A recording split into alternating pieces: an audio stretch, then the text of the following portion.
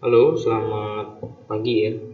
Kita akan lanjutkan pembahasan tentang fluida dinamis yang sudah sempat kita bahas sedikit tentang konsep-konsepnya di pertemuan sebelumnya. Oke, jadi kita lanjut di sini tentang bagaimana sih persamaannya, dia perhitungannya seperti apa. Oke, di sini di fluida dinamis, jadi fluida yang mengalir itu memiliki sifat, tapi yang digunakan di saat ini adalah di persamaan Bernoulli namanya, kita menggunakan sifat aliran fluida yang ideal. Fluida ideal yang mengalir itu seperti apa ideal? Walaupun sebenarnya nggak ada yang ideal. Jadi fluida tidak dapat dimanfaatkan, jadi incompressible, jadi tidak bisa dimanfaatkan, kita paksa dia nggak bisa.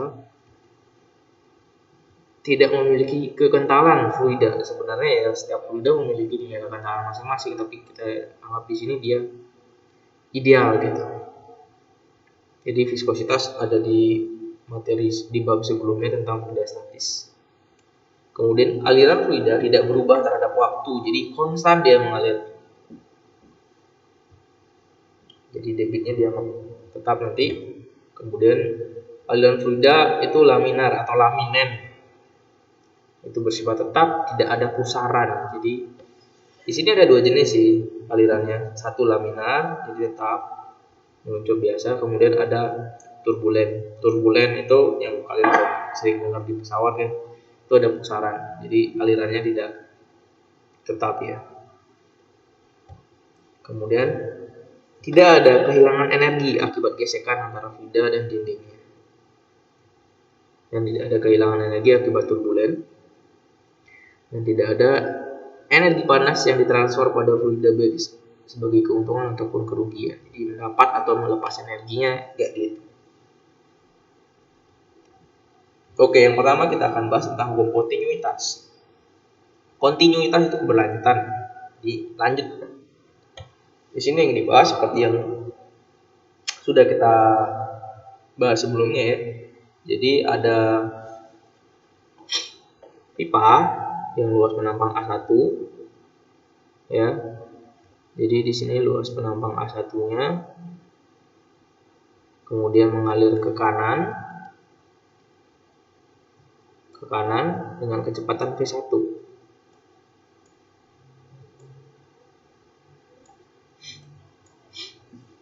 Ya.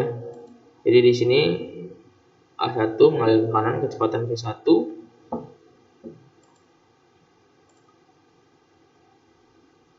selama waktu tertentu. Selama waktu tertentu, misalnya dihitung alirannya dari A1, dia akan menempuh jarak sebanyak delta L1. Mengalir deh, seperti kita bahas sebelumnya, ketika ada luas penampang yang besar masuk ke luas penampang yang kecil.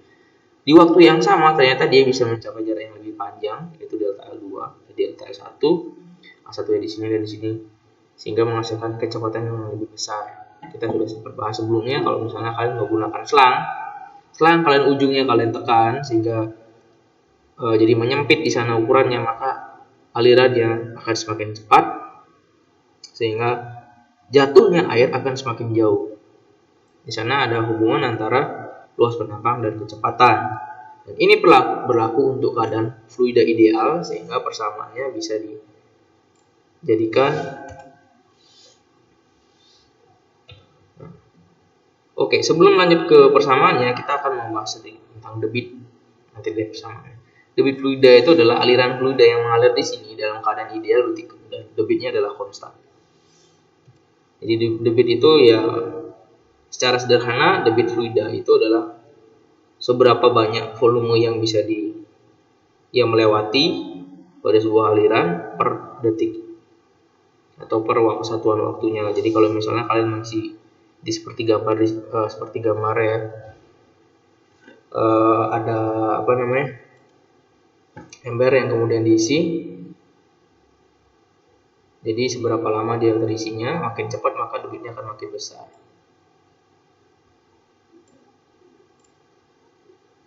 Oke. Kemudian debit itu bisa dirumuskan menjadi volume per waktu. Jadi aliran volumenya berapa mengalir per satuan waktu.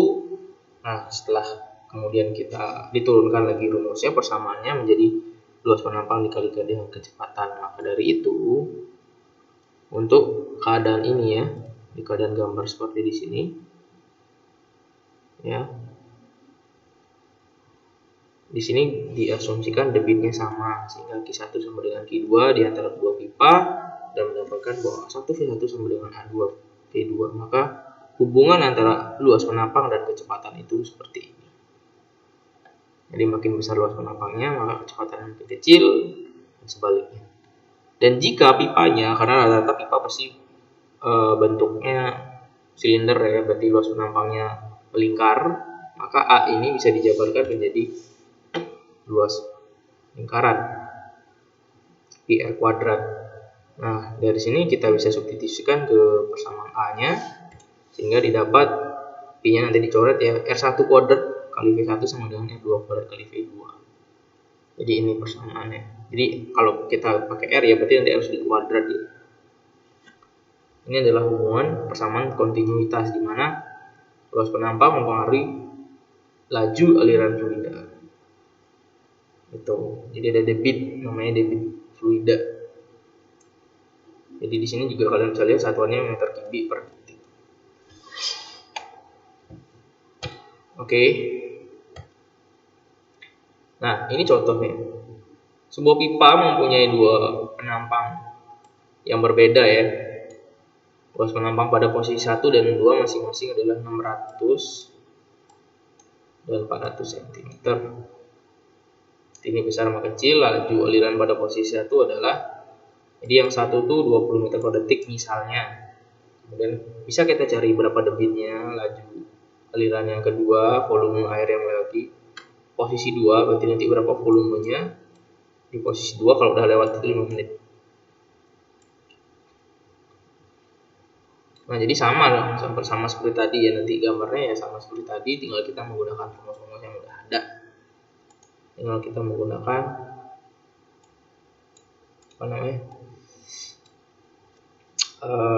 rumus debit dari kontinuitas itu. Oke, yang pertama kita nyari debit aliran. Karena debitnya sama, kita bisa menggunakan yang dimana diketahui apakah di 1 atau di 2. Jadi di 1 ada luasnya dan ada kecepatannya, langsung kita pakai A1 kali V1. A1 V1 ya di sini ya. Di sini karena centimeter persegi kita harus jadikan meter, maka di sini jadinya 0,06 meter persegi. Nah, 2 kali berarti dibagi 10.000. Jadinya hanya 0,06 dikali dengan 20 meter per second. Hasilnya adalah 1,2 meter pangkat 3 per second. Ini debitnya. Jadi A kali V atau volume per waktu. Kemudian kita mau cari laju aliran pada pipa yang kedua yang lebih kecil. Otomatis masih lebih besar kecepatannya karena luas penampang yang lebih kecil ya. Di 400 cm. Di bagian kedua kita bisa menggunakan A1V1 A2V2. Kemudian kita masukkan angkanya. Kita nggak usah ubah di sini sentimeternya sama sentimeternya, bisa langsung karena ini hanya sebuah persamaan yang nanti bisa dicoret. Ini bisa dicoret dan ini bisa dicoret. Dan satuannya juga berarti tidak bermasalah, yang penting dia harus sama. Jadi sama-sama senti atau sama-sama meter di kasus ini. Tapi kalau nanti menghitung nilainya bukan perbandingan seperti ini ke debit, jadi harus diganti. Gitu. Kalau di sini nggak usah. Jadi tinggal dicoret 0-nya 2, 0 kali 2, 12 dibagi 4, maka kita dapat V2-nya adalah 3 meter per second. Jadi kalau tadi 30 ya, saya lupa nolnya ini 30 meter per second. Udah gini aja, 30 meter per second itu sama dengan V2. Sekarang volume yang melewati posisi 2 dalam selang waktu 5 menit. Jadi volume berarti kita menggunakan rumus debit lagi, yang ada volumenya Q sama dengan V per T. Yang kita cari adalah V, volume ya, V besar, berarti Q dikali dengan T. Q-nya berapa? 1,2 dikali dengan waktunya 5 menit berarti 5, kemudian dikali dengan 60, maka hasilnya volumenya adalah 36 ya, 360 meter pangkat 3 ya, 5 kali 6 30 kali 12, 30 kali 12 36 meter pangkat 3. Jadi volume yang lebat selama 5 menit itu adalah 360 meter kubik. Ini sangat besar. Kalau usaha hanya dalam 5 menit itu dapat 360 meter kubik. Oke, jadi kalau kontinuitas gampang, tinggal menggunakan dua persamaan ini, Q kemudian A V1 A2 V2, simpel. Oke, next.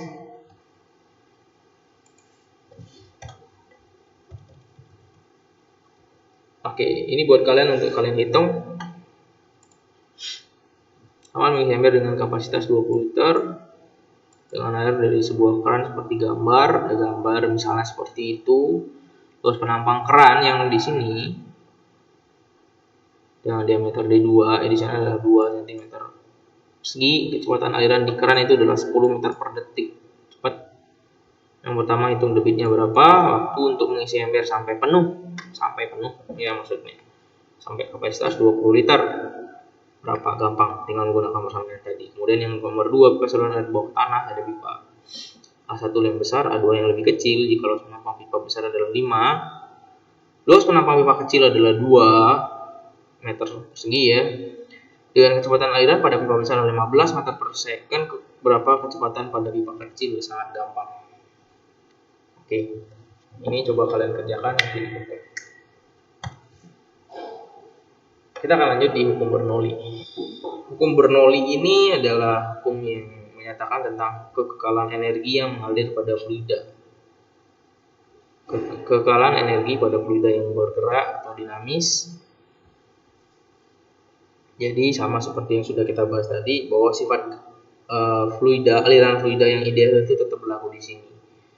Nah, pada hal yang juga kita tekankan sekali di sini dari Bernoulli adalah bahwa ternyata kecepatan aliran fluida itu akan berbanding terbalik dengan tekanan. Jadi kalau semakin cepat fluida yang mengalir, maka tekanannya akan semakin kecil. Jadi kalau makin cepat tekanan makin kecil.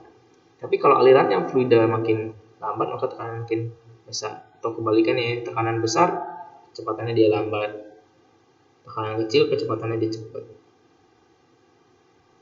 Nanti bisa dicek di bagian penerapan dari hukum Bernoulli ini nanti. Namanya venturimeter, terus ada aplikasinya nanti seperti apa penerapannya.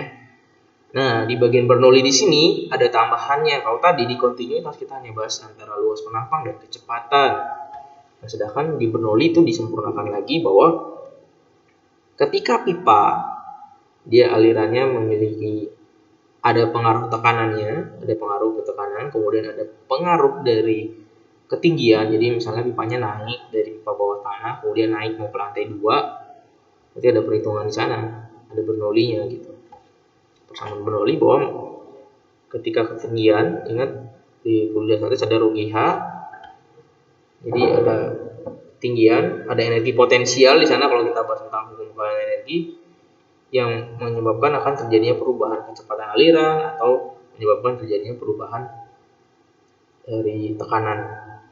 Jadi lebih di sini adalah ketekanannya. Nanti kalau misalnya di bawah itu fluidanya sangat deras, kalau di atas juga tidak sederas itu, jadi bisa lebih kecil ya, lebih lambat lagi. Nanti di sini tergantung dari ukuran, satu ukuran pipa, kemudian ketinggiannya masing-masing dari tanah, dari 1 dari 2. Kemudian nanti ada tekanan awal. Di tekanan awal mungkin kita pakai pompa kan, di bagian P1 ada tekanan. Kalau pompanya berapa, masuknya berapa pascal, kemudian keluarnya berapa pascal. Kalau misalnya itu pakai pompa, dia ada usaha. Nah, Ini penerapannya yang nanti kita akan bahas di sesi berikutnya. Hukum Bernoulli itu bermanfaat. Jadi yang paling sekarang mungkin diketahui dirasakan itu adalah perhitungan gaya angkat. Perhitungan gaya angkat pada pesawat. Jadi di sana ada gaya angkat. Kemudian perhitungan untuk mencari tekanan yang hilang pada aliran. Pressure loss, kemudian tabung pitot, venturimeter, manometer, dan Torricelli. Nah, di sini ke persamaannya ya udah langsung di sini. Bahwa persamaannya menggunakan usaha sama dengan perubahan energi. Jadi usaha yang dibahas di sini adalah usaha dari kalau misalnya kita pakai pompa atau misalnya ada tekanan luar yang bekerja yang mengakibatkan terjadinya perubahan nilai dari aliran fluida ini. Jadi ada usaha, mungkin ada pompa, berarti kan didorong dia dari bawah sampai atas. Jadi di sini ada tekanan. Nah, W itu kalau kita ingat lagi adalah apa? F kali S, S-nya diganti pakai L, kemudian F. Di sini kita hubungkan ke tekanan. Ngerti sama dengan F per A, nanti F sama dengan P dikali dengan A, sehingga ini menjadi P kali A kali S. Ya. Turunannya nanti bisa cukup panjang. Jadi intinya menggunakan hukum kalahan energi, di mana ketika terjadi usaha yang diberikan di sini, maka bisa terjadi perubahan energi. Jadi ada resultan usahanya di sini, nanti berarti ada nilai tekanannya. Ketika nilai tekanan di sini diberikan berapa, nanti dia akan mengubah energi kinetiknya, kemudian juga mengubah energi potensial karena ada ketinggian. Kalau misalnya ada ketinggian, kalau tidak ada perbedaan ketinggian ya tinggal berubah energi kinetiknya. Berarti di sini tekanan yang diturunkan dari usahanya ya, dari usaha yang diberikan dari pompa sehingga menyebabkan tekanan tertentu, atau misalnya tekanan yang bukan dari pompa dan dari yang lain. Jadi intinya tekanan awal, kalau ada tekanan awal berarti di sini akan menyebabkan adanya perubahan energi mekanik. Berarti mekanik ada kinetik dan potensial. Kemudian ketika pada keadaan tertentu di sini masih ada sisa tekanannya. Jadi di sini ada sigma tekanan. Ya, di sini ada nanti selisih tekanannya dia yang mengakibatkan terjadinya perubahan kecepatan ataupun perubahan ketinggian dari alirannya itu. Jadi kita ilustrasikan kayak pompa tadi, jadi didorong oleh pompa, ada kecepatannya yang tadinya tidak begitu besar kecepatannya, kemudian ditambah dorongan dari pompa sehingga di sini makin cepat. Ketika dia berubah ke atas, harusnya dia makin lambat. Jadi ada nilai tertentu yang bisa dihitung dari sini. Intinya dari hukum Bernoulli adalah hukum kekalahan energi. Nah, diturunkan dari hukum kekalahan energi W dan delta energi mekanik. Jadi di sini ada bisa kita jabarkan W, P ini datangnya dari W, rho GH1 nih dari energi potensial MGH, kemudian setengah rho V1 kuadrat dari energi kinetik. Simpelnya dari sana. Nah, dari hukum Bernoulli yang dibahas di sini adalah kebesaran-besaran yang ada di aliran fluida, yaitu tekanan rho GH, ya ini ke tekanan hidrostatis juga. Kemudian di sini adalah di kecepatannya. Jadi ada tekanan, ketinggian, dan kecepatan, 3 besaran yang dibahas di hukum Bernoulli, dan nilainya adalah tetap. Berapapun nilai di bagian pipa kiri, kalau kita jumlahkan semua harusnya sama untuk di bagian kanan. Itu udah hukum kekalahan energi juga, dan di sini juga ada tekanan, hukum kekalahan tekanan. Karena sudah disebutkan tadi bahwa untuk ini sementara dari perhitungan ini ada nilai sifat aliran fluida yang ideal. Jadi kalau kita mau menggunakan persamaannya, kita bisa menggunakan tinggal ganti P1 rho G tambah rho GH1 tambah setengah rho V1 kuadrat, itu sama dengan P2 rho GH2 tambah setengah rho V2 kuadrat. Nilainya kiri dan kanan harus sama karena kita asumsikan dia nilainya adalah ideal.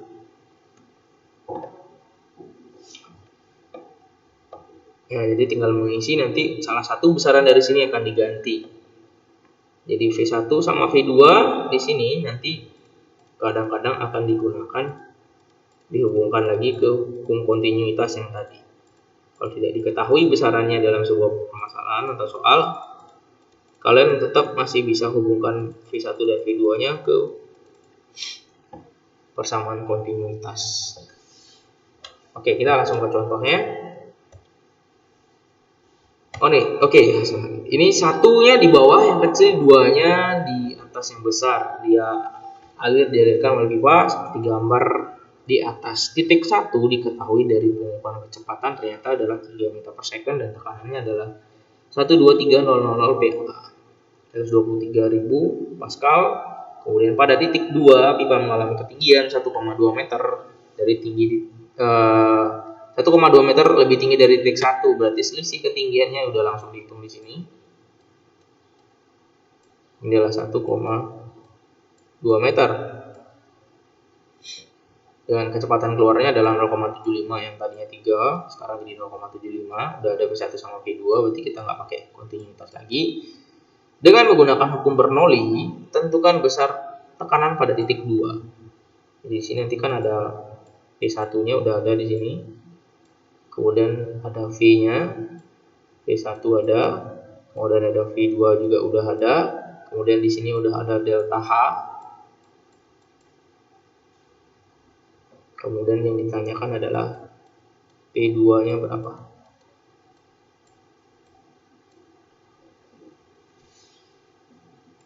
Oke, langsung kita menggunakan hukum Bernoulli, tinggal masukkan angka sebenarnya.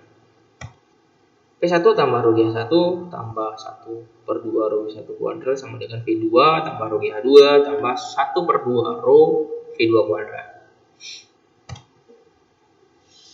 Oke, saya hapus dulu jadi nggak kelihatan. Ilustrasi seperti tadi ya.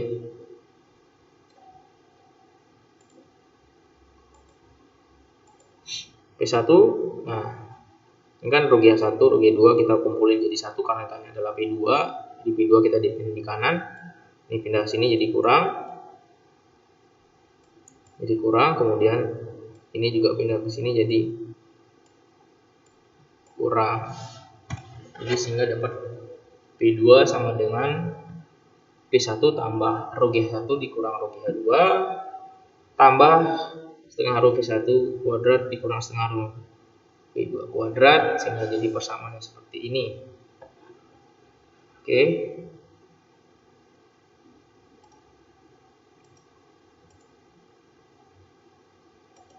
Kemudian kita masukkan angka-angkanya sekarang, tinggal masukkan angka. P1-nya adalah 123.000. Rho-nya 1000 untuk air kan. Dan G-nya 10 jadi 10.000, kemudian H1 min H2 di sini. Karena yang diketahui adalah pada titik 2 memiliki ketinggian lebih tinggi dari titik 1. Berarti ini udah delta H-nya, karena H2 pasti lebih besar daripada H1. Kalau misalnya naik ya, tapi kalau turun bisa kebalikannya. Nah, berarti di sini kita asumsikan aja H1-nya 0, kemudian H2-nya adalah 1,2 meter. Jadi di sini minus, di sini di dalam kurung. Kemudian setengah kali rho, setengah kali 1000 ya 500. Setengah kali rho sini, kemudian V1-nya adalah 3 meter per second kuadrat dikurang 0,75 meter per second. Rumusnya panjang, tapi sebenarnya tinggal masukkan angka.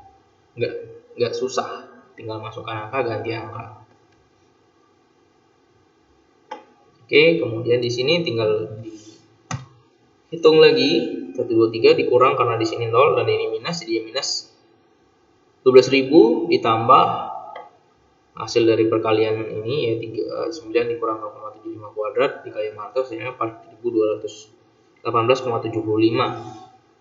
Jadi P2 yang ditemukan adalah 115.218,75 Pascal. Angkanya saja yang besar tapi sebenarnya gampang. Jadi tekanannya menjadi 115.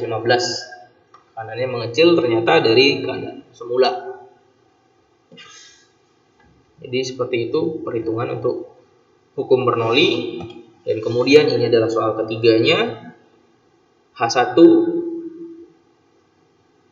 berada pas di bawah, berarti kita anggap aja nanti hanya dia 0 seperti tadi. Kemudian H2 nya 60 cm.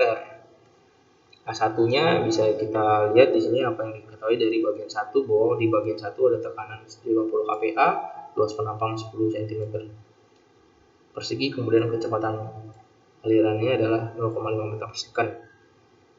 Untuk bagian 2 yang ditanyakan berapa kecepatan dan tekanan air pada pipa penampang kecil jika luasnya ini. Jadi luasnya ada. Yang pertama, kalian menggunakan rumus kontinuitas untuk cari kecepatan. Ya, saya udah bilang ini. Kecepatan kalian pakai kontinuitas, kemudian tekanan kalian bisa menggunakan rumus Bernoulli. Oke, itu aja. Selamat mengerjakan. Jika kalian mengerjakan, pasti saya yakin bisa dipahami perhitungannya. Jadi seperti itu aja untuk sesi ini. Semoga bisa dipahami dan selamat mengerjakan dengan baik. Sampai jumpa di sesi berikutnya.